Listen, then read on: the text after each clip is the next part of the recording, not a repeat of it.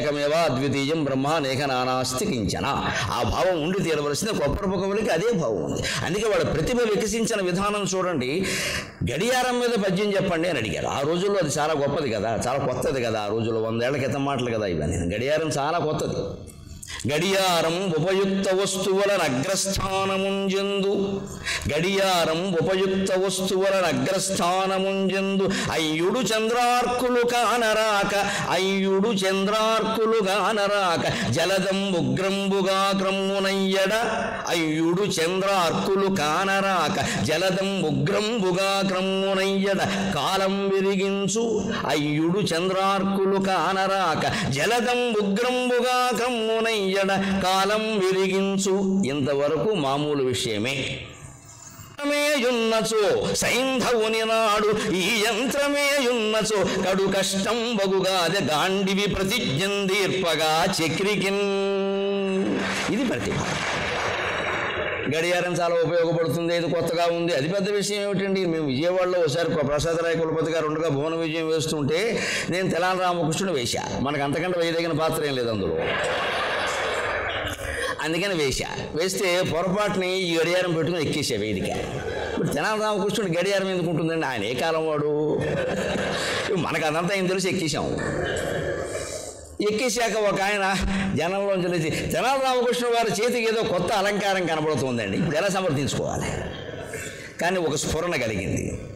కులపతి గారు ఏమన్నారు అంటే, ఈ కవులందరూ స్వర్గం నుంచి దిగారు అన్నారు. అది ఉపయోగించుకొని మేము స్వర్గం నుంచి దిగాము కదండి. దిగి విజయవాడ నగరంలో తిరుగుతూ ఉంటే ఒకరి చేతికి ఇది కనపడింది, దాని మీద నేను పద్యం చెప్పాను, వాడు నాకు బహుమతి ఇచ్చాడు అన్న. అంతటితో ఆగింది. అనేసేవాడు, అయితే ఆ పద్యం కూడా చెప్పండి అన్నాడు. ఇలాంటి వాళ్ళు ఉంటారంటే సభకు వస్తామా?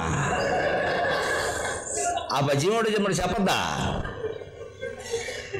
గంటకొక తూరి ఏగాని కదలదొకటి, గంటకొక తూరి ఏగాని కదలదొకటి తిరుగు లేకుండా రేబవం తిరుగునొకటి.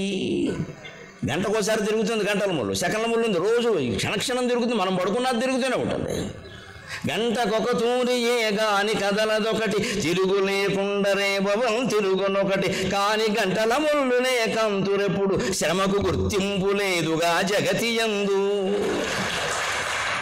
ఎంత కష్టపడితే ఏమో ఉండి పడుకున్న వాడికి పేరు వస్తుంది, కష్టపడే వారికి రాదండి అని గడియారమే ఉదాహరణ. ఈ స్ఫురణ నిజంగా కొప్పరపు కవులు, తిరుపతి కవులు వీళ్ళందరి పద్యాలు చదివినటువంటి ఆ చైతన్యం, ఆ సాహిత్య చైతన్యం.